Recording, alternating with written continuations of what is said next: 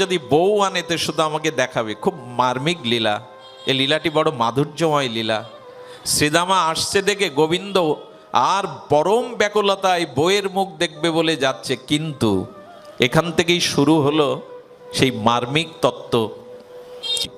বললেন, মা কাল থেকে তোমাকে আমার জন্য কিছুই করতে হবে না, সব আমিই করব, আমাকে বিয়ে দাও, আমি শ্বশুর বাড়ি যাব। ভগবানের কি অপ্রাকৃত ব্রজের আনন্দ। যশোদা বললে, আরে হবে, আমি তোর বাবাকে বলছি। বলে, না, আজই বিয়ে দিতে হবে। যশোদা কি করে চুম্বন দিয়ে বললেন, বাবা আসুক। আরে মেয়ে তো দেখতে হয়। আচ্ছা গোপাল, তোর পছন্দ কেমন? যেই বলেছে পছন্দ কেমন, চোখ বন্ধ করে রাধারানীকে ধ্যান করছেন। বলে, মা আকর্ণ বিস্তৃত যেন কমলাক্ষ নয়ন হয়, চরণের বর্ণনা দিচ্ছেন চোখ বন্ধ করে। বললেন, তোর বাবা আসুক, মহারাজ আসুক, আমি তাকে বলবো।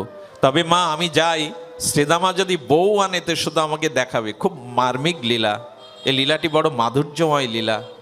শ্রীদামা আসছে দেখে গোবিন্দ আর পরম ব্যাকুলতায় বউয়ের মুখ দেখবে বলে যাচ্ছে, কিন্তু এখান থেকেই শুরু হলো সেই মার্মিক তত্ত্ব, সেই অভাবনীয় কথা। শ্রীদামার স্ত্রীর নাম ছিল মাধবী। শ্রীদামার স্ত্রীর নাম মাধবী। 84 ক্রোশ ব্রজেই তার জন্ম। যখন বিবাহ হয় ব্রজবাসী মায়েদের ঘোমটা দেওয়া থাকে এবং সবসময় তারা মুখটা আবৃত করে রাখে, যারা আদি ব্রজবাসী।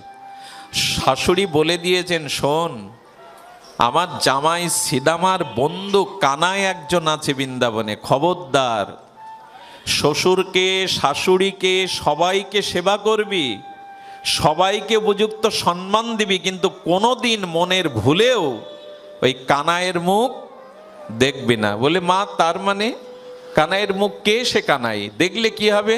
বলে, যদি দেখিস তোর আর সংসার করা হবে না, তোরা স্বামীর ঘর করা, ও যে ওর দিকে একবার তাকায় তার আর সংসার, তার আর স্ত্রী ধর্ম পতি ধর্ম থাকে না। আমি নির্দেশ দিচ্ছি, কখনো যেন কানাইয়ের দিকে চাইবি না। আমার কি মনে হয় জানো মা, জগতে যাকে দেখবার আমাদের বেশি নিষেধ আছে তাকে না দেখবার, আর জগতে যাদের না দেখবার আমরা সারা জীবন তাদেরই দেখি বেশি। যাকে দেখবার তাকে আমরা দেখতে চাই না।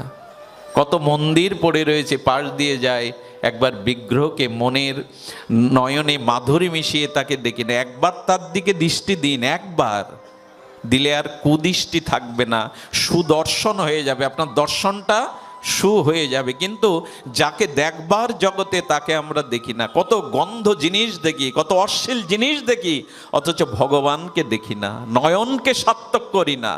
এই জন্য এই বাধা আমাদেরও, এই বাধা আমাদেরও। কবিগুরু বললেন, সকাল থেকে সারাদিন যাদের দিকে তাকালে, যাদের আপন বলে ডাকলে, যাদের মমতা ভরা, যাদের আহ্বান করলে, তারা তোমার কেউ না, তারা প্রকৃত আপনজন না। অথচ যার দিকে তাকাবার সে তোমার হৃদয়ে বসে আছে, কই তার দিকে তো একবারও তাকালে না। এই জন্য কবিগুরু বলেছিলেন, আমার হিয়ার মাঝে লুকিয়েছিলে, আমি দেখতে তোমায় পাইনি, আমি বাহির পানে চোখ মেলেছি, হৃদয় পানে চাইনি। তার দিকে একবার দেখুন, একবার নয়নটা দিন, নয়নে আর কিছু ধরবে না। যারা ভগবানের চিন্ময় সচ্চিদানন্দ প্রেমময় বিগ্রহ একবার দেখেছে, অন্য রূপ তাদের নয়নে ধরার কথা নয়। আমরা আসলে দেখি না, প্রাণের মাধুরী মিশিয়ে তাকে দেখি না। ঘোমটাটা আরো বড় করে বলছেন, শ্রীদামা বলছেন, আমার বন্ধু কানাই আসছে, কৃষ্ণ আসছে, আরে ওকে ওকে দেখলেই জীবন ধন্য হয়। চুপটি করে আরো বেশি ঘোমটা টেনে দিয়েছে, মায়ের আদেশ। কানাই বলছে, শ্রীদামা তুই শ্বশুর বাড়ি নিয়ে আসনি বুঝেছিস, কিন্তু বউ দেখা। আরে কি হলো তোমার? আরে কানাই কি মুখটা দেখাও। বলেন, আমি ওনার মুখ দেখব না। যেই বলেছে মুখ দেখব না, কৃষ্ণের চোখে জল ভরে গেছে। কারণ এই নয়ন ভোলানো মনোহর মূর্তি নিয়ে কেন এসেছেন জানেন? বিগ্রহ রূপে আমাদের ঘরে ঘরে মন্দিরে কেন জানেন?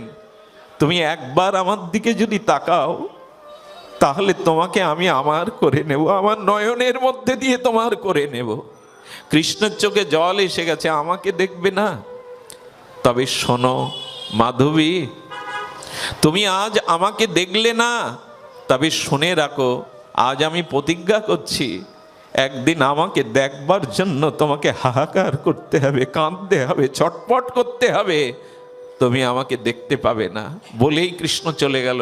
শ্রীদামার বড় ব্যথা লাগলো, এমন কেন করেছো? বললো, মা নিষেধ করে দিয়েছে কানাইয়ের মুখ না দেখতে। পরের দিন সকাল হলো, প্রথম শ্বশুর বাড়ির প্রথম প্রভাত, উঠে দেখছে সমস্ত বৃন্দাবনবাসীর মুখে একটাই কথা, কৃষ্ণ কি করলো, কৃষ্ণ কার ননি চুরি করলো, কৃষ্ণ কি পীতবরণ পরেছে। আমি নিশ্চিত করে বলতে পারি, কৃষ্ণ আপনাকে আত্মসাৎ করবেই, রাধারানী আপনার ভেতরে প্রবেশ করবেই। কি করে জানেন? আমাদের পঞ্চ জ্ঞানেন্দ্রিয়, চক্ষু, কর্ণ, নাসিকা, জিহ্বা, ত্বক, যারা ব্রজে যায়, এই পাঁচটাই তো সাথে যায়। ব্রজে দেখবেন, আপনি কৃষ্ণকে দেখতে না চাইলেও চোখটা যেদিকে পড়বে, কোথাও না কোথাও বিগ্রহ, কোথাও না কোথাও আপনি গোবিন্দের ছবি, গোবিন্দের নাম দেখতে পাবেন। ছবি দেখাই মানে তো নয়ন দিয়ে তাকে ভেতরে ঢুকলো সে। বলো, ওরে আমার বিগ্রহ দেখলেই আমি চোখের মধ্যে দিয়ে তোর ভিতরে ঢুকলি। কেউ যদি বলে আমি দেখবো না, গোবিন্দ বললেন, না দেখলে কি হবে, আমার নামটা তোমার কানে যাবেই। বৃন্দাবনে প্রবেশ করলেই জয় রাধে জয় রাধে জয় কৃষ্ণ, কান দিয়ে আমি তোমার ভিতরে প্রবেশ করে তোমাকে আত্মসাৎ করব। বলে কেউ যদি কান বন্ধ করে থাকে, আহা, গোবিন্দ বললেন, রাধা রমন বাকে বিহারী, রাধা মুরারি মোহন, গোবিন্দের এই চরণটা বাতাস স্পর্শ করে বাতাসে ঘুরে বেড়াচ্ছে। তুমি কানে না শোনো, চোখে না দেখো, নাসিকার মধ্যে দিয়ে আমার চরণ গন্ধ তোমার ভেতরে যাবেই যাবে। আমি তোমাকে আত্মসাৎ করার জন্য তোমার পঞ্চেন্দ্রিয়ে প্রবেশ করব। বলে যদি নাসিকায় নিঃশ্বাস না নেই, বলে বৃন্দাবনে গিয়ে তো একটু প্রসাদ পাবে। ব্রজবাসীদের মাধুকরী মন্দিরের প্রসাদ মানেই আমি জিহ্বার রসের সাথে তোমার ভেতরে প্রবেশ করব। রাধারানী বৃন্দাবনে এত করুণা করেছেন, যেমন করেই হোক, আর যদি চোখ, কান, নাক, মুখ বন্ধই রাখো, তবে শোনো, যে মাটিতে দাঁড়িয়ে আছো, ওই ধূলিকণা অঙ্গে লাগলেই, ধূলির এই হলো মহিমা। আজ মাধবী দেখছে, একবার দিন একবার মাধবী দেখছে, যেখানে যাই, যার কাছে শুনি, আর সামনে গিয়ে মাঝে মাঝে কি বলে জানেন সখীরা, আহা, এই বদন যে দেখেনি, এই পীতবরণ, এই ত্রিভঙ্গ ললিত ঠাম, এই মুরলীধারীকে যে দেখানি, তার নয়নে বৃথা, তার জীবনে বৃথা। যতবার বলতে থাকে মাধবী, তত কাঁদতে থাকে। মাধবী কাঁদতে থাকে, মা কেন নিষেধ করলো, কবে দেখবো আমি, কবে দেখবো। আর সামলানো যায় লোভ, কিন্তু মা যে নিষেধ করে আছে। একদিন প্রভাতে সারা রাত গোবিন্দের চিন্তা করে, এমন রূপ, এমন ভুবন ভোলানো মোহন, আমি দেখব না তাকে। এই চিন্তা করতে করতে ভোরবেলা ঘুম ভেঙে গেছে। অন্য সখীদের নিয়ে যমুনায় জল আনতে যাবে, কিন্তু অন্য সখীদের কথা মনে নেই, আবেশেই ঘোড়া নিয়ে যমুনায় জল নিতে গেছে। কি বলবো আপনাদের, সারা রাত যে গোবিন্দের কথা ভেবেছে না, চোখ দিয়ে বিন্দু বিন্দু প্রেমাস্ত্র পড়েছে না, ভগবানের বুকে বড় বেজে গেছে। আমি বলেছিলাম একদিন, আজ যদি মুখ না দেখাও, একদিন হাহাকার করতে হবে আমাকে দেখবার জন্য, আমাকে পাওয়ার জন্য, একটুকু দেখার জন্য হাহাকার করতে হবে। আজকে গোবিন্দ কি করেছে জানেন? যখন যমুনায় ঘোড়া ভরে জল নিতে যাবে, ভগবানের ইচ্ছায় ওটা তুলতে পাচ্ছে না। জল ভরা ঘোড়া যখন তুলতে পারছে না, হঠাৎ বলছেন কারো সাহায্য তো দরকার। গোবিন্দ উপস্থিত যমুনা পুলিনে, সেই মুরলীধারী পীতবরণ ময়ূর শিখপুঞ্জ মাত্রকে উজ্জ্বল জ্যোতিকিরণ সুগন্ধময় হয়ে গোবিন্দ যমুনা পুলিনে। শোনো এই ব্রজবালক, শোনো, আমি তুলতে পারছি না। গোবিন্দ গিয়ে কি করেছে জানেন? গোবিন্দ গিয়ে এক হাত দিয়ে ওটা উঁচু করে, যেই মাথায় দিয়েছেন, ও তো মাথা উঁচু করেছে, গোবিন্দও নিজেকে একটু উঁচু করে তুলেছেন। ঘোমটাটা পড়ার সাথে সাথে গোবিন্দের দিকে দৃষ্টি গেছে। যেই দৃষ্টি পড়েছে, সঙ্গে সঙ্গে মূর্ছিত হয়ে ওখানেই, কারণ ভগবানকে দর্শন করার সাথে সাথে প্রেম এসে গেছে, সেই প্রেমে মূর্ছিত হয়ে ধুলায় পড়ে গেছে। গোবিন্দ বললেন, এই শেষ দেখা, বড় কাঁদছিলে, ব্যাকুল হয়েছিলে। আমি ভক্ত হৃদয়ের ব্যথা কখনো সহ্য করতে পারি না। চোখের জল আমার কাছে, ভক্তের চোখের জল বড় অসহনীয়, আমি ওটা সহ্য করতে পারি না।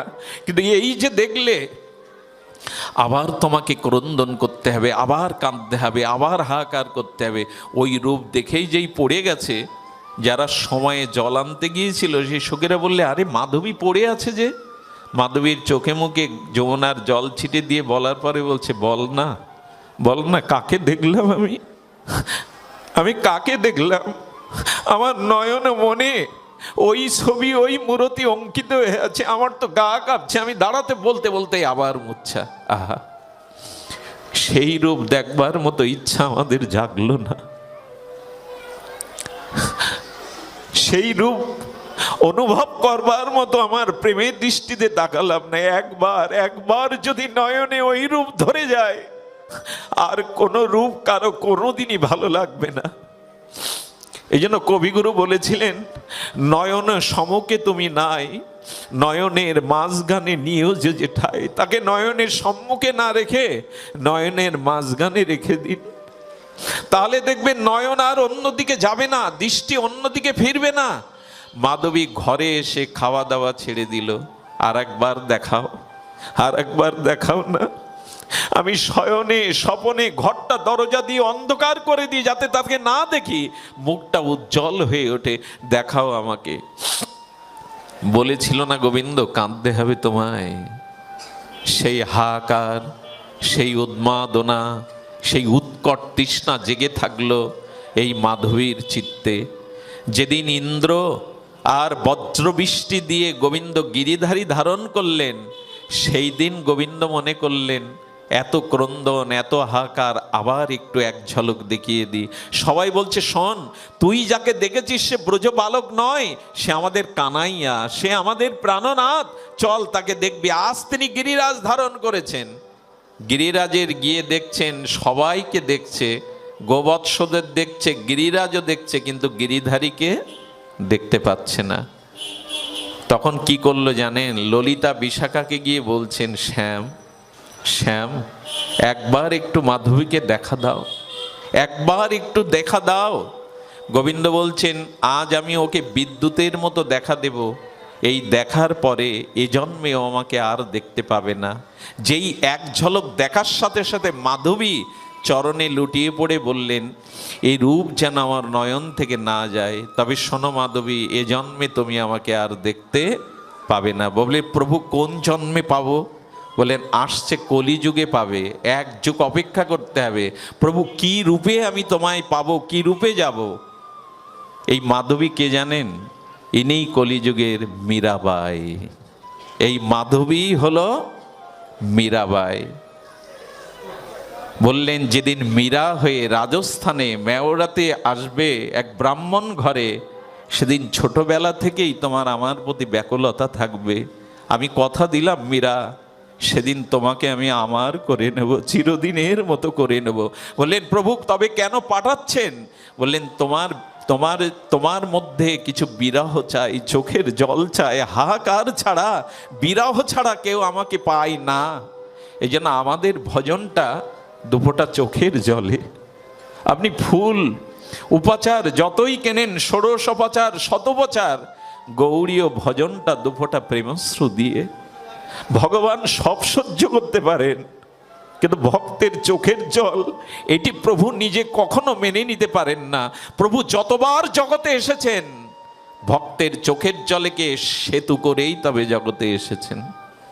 চোখের জলটা গৌর গোবিন্দ এটা সহ্য করতে পারে না, যদি সে শুদ্ধ ভক্ত হয়। মীরা বেশি দিন বাঁচেনি, কারণ বিরহ তাকে বাঁচতে দেয়নি। সেই গোবিন্দকে পাওয়ার জন্য সেই বিরহে দেহ রাখলো মাধবী।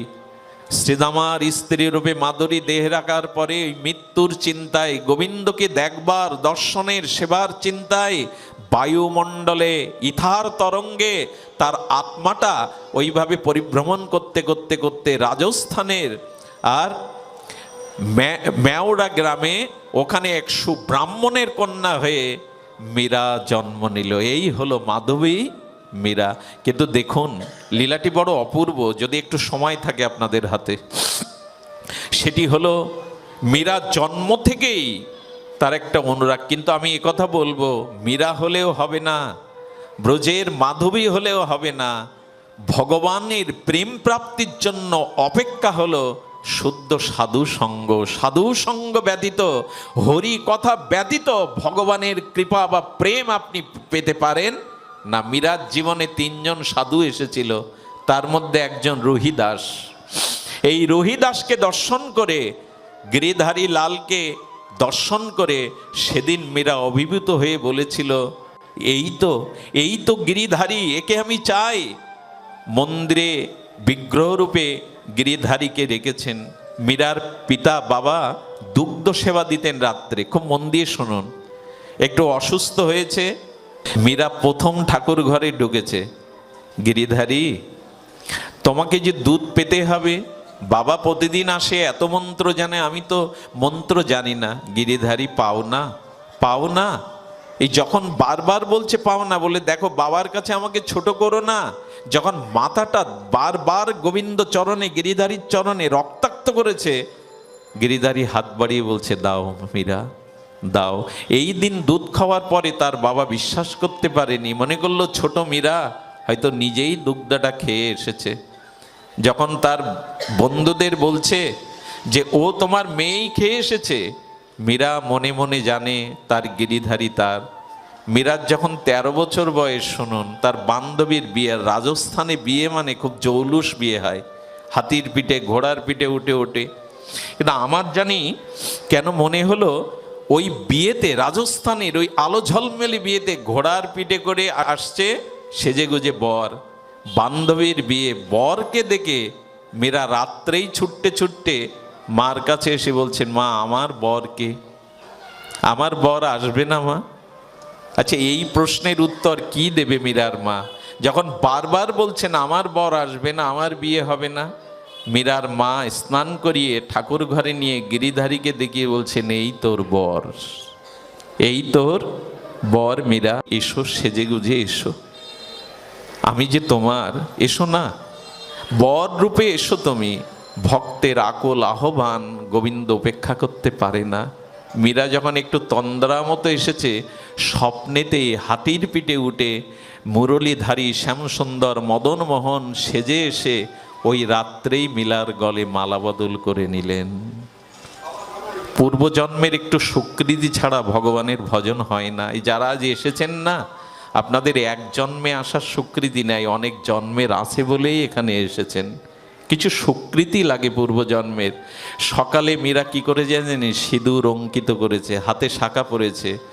মা এসে হতভম্বিত, মীরা এটা কি করেছিস তুই? শাঁখা সিঁদুর তোর হাতে কেন?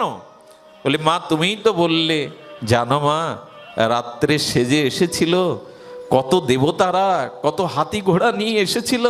এই দেখো মা, আমার শীতেতে সিঁদুর, আমার হাতে আমার মালা বদল হয়ে গেছে, মালা বদলটা করেই নিয়েছেন। এই যে মীরা চিরদিনের মতো গিরিধারীকে বরণ করে নিল। দেখুন, এই আমাদের পৃথিবীতে যে মেয়েরা পতি সেবা করে তারা সতী নামে আখ্যায়িত হয়। পতি সেবাই নারীদের একমাত্র ধর্ম। কিন্তু একটা নিবেদন করব, যারা পতি সেবা করে তারা এই জগতে সতী উপাধি পায়, অনেক সুকল্যাণী তারা হয়। কিন্তু যদি পরমপতি কৃষ্ণের সেবা না করে তবে পরকালে তারা খুব বঞ্চিত হয়। পরকালে তাদের সতী উপাধি পাবে না তারা। পরকালে মানে ভগবানের রাজ্যে তারা সতী উপাধি পাবে না। এই জন্য গোপীরা পরমপতি কৃষ্ণকেই পতিরূপে গ্রহণ করেছিল। আমি নিবেদন করব মা, শুধু স্বামী সেবা সাথে সাথে পরমপতির সেবাও চাই। মীরার জীবনে আর রাজ সুখ, আজ রাজ রানীর সুখ হয়নি। তিনি একতারা নিয়ে বেরিয়ে গেছিলেন বৃন্দাবনে, আর বৃন্দাবনের কুঞ্জ কাননে মীরা 3 দিন আর একতারা নিয়ে, সেই মীরা যখন অলিতে গলিতে যোগনী হয়ে গোবিন্দের গুণকীর্তন করছেন, 3 দিন মীরা খায়নি। কি হলো জানেন?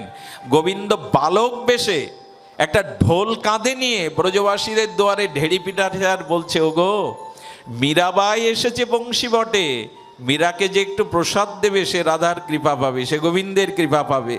ধেড়িয়ে পিটিয়ে পিটিয়ে গোবিন্দ ব্রজবাসীদের দুয়ারে বলে আসলো। মীরাকে যখন সবাই প্রসাদ দেওয়ার জন্য এলো, বলছে আচ্ছা আমি যে এখানে এসেছি তোমাদের কে বললো?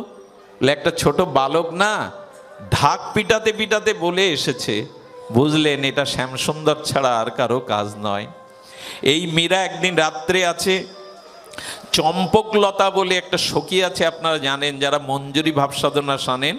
এই চম্পকলতা একদিন মীরার হাত ধরে টেনে নিয়ে গেল। মা ওই পাশে যাও, সামনে এসো না, ওইদিকে যাও। কি বলছেন? মীরাকে টেনে নিয়ে গেল। কে নিয়ে গেল? এখানেই বিশ্রাম কথা, এটা কে নিয়ে গেল? চম্পকলতা। চম্পকলতা যখন নিয়ে যাচ্ছে, ওর স্পর্শ পেয়ে মীরা বলছে কে তুমি? আমার ভিতরে পূর্বের সব হারিয়ে যাচ্ছে কেন? কে তুমি? বলো চলো না, যেখানে রাধা মাধব নিকুঞ্জ মন্দিরে আছে না, সেই প্রেমময় নিকুঞ্জ মন্দিরে গিয়ে দেখলো অষ্টসখী পরিবৃত যুগল বসে আছে কুঞ্জ মন্দিরে। মীরা দেখেই, যুগল শ্যামসুন্দরকে দেখেই ওখানে চরণে পড়ে গেছে। মীরা বলছে, মীরাকে বলছে শ্যাম চিনতে পারছো? আমি তোমার গিরিধারী লাল। এরা কারা? আর আমাকে না দেখো কে আছে? রাধারানীকে দেখেই প্রেমে মূর্ছিত। ললিতা বিশাখা বললে তুমি সেই ব্রজের মাধবী, এসেছো মীরা হয়ে। বলে প্রভু আর দূরে রেখো না, আর তোমার কুঞ্জের বাইরে রেখো না, আর যুগল সেবা থেকে আমাকে বঞ্চিত করো না, আমি আর পাচ্ছি না। গোবিন্দ বললেন আরো কিছুদিন কাঁদতে হবে, আরো কিছুদিন বিরহটা জাগাতে হবে। কথা দিচ্ছি আমি তোমাকে আমার করেই নেব। আমার কি মনে হয় জানো মা, ভগবান পেয়েও পাওয়া হয় না যদি বিরহ না থাকে, তাকে পাওয়ার জন্য যদি ব্যাকুলতা না থাকে পেয়েও পাওয়া হয় না। মীরাকে সেই বিরহের জন্য বিরহিনী মীরাকে রেখে দিলেন গোবিন্দ। এই করতে করতে গিরিধারীর জন্য মীরার যেমন শুধু অশ্রুপ্লাবিত হয়, এই করতে করতে একদিন তাকে কৃপার জন্য স্বপ্নেতে আদেশ দিয়ে বললেন তুমি চলে যাও দ্বারকায়। বৃন্দাবনে নয়, দ্বারকায় চলে যাও, কারণ আমার স্ত্রী যারা তারা দ্বারকায় থাকে, আমি দ্বারকাধীশ। এই দ্বারকায় গিয়ে মীরার শেষ অবস্থা কি হলো জানেন? এই দ্বারকাধীশ গোবিন্দের মন্দিরে গিয়ে মীরা চোখের জলে নিবেদন করেছিল আর বাইরে থাকতে চায় না, আমাকে যুগল সেবায় নিকুঞ্জ মন্দিরে অধিকার দাও তোমার সেবিকা রূপে। এই বলতে বলতে মীরা গিরিধারী লালকে জড়িয়ে ধরার সাথে সাথে মীরা চিরদিনের মতো বিগ্রহে লীন হয়ে গেল। মীরার কাপড়ের খণ্ডটা গিরিধারীর বদনে ছিল। এই হলো সেই মাধবীর ব্যাকুলতা, এই হলো মাধবীর উৎকণ্ঠা। এই লীলার দ্বারা আমি এইটুকু নিবেদন করে বিশ্রাম করছি। আসুন গোবিন্দের নিকুঞ্জ সেবা পাওয়ার জন্য সখী রূপে আমরাও যাতে নিকুঞ্জে প্রবেশ করতে পারি, সেই ব্যাকুলতাটা আমাদের হৃদয়ে থাকুক।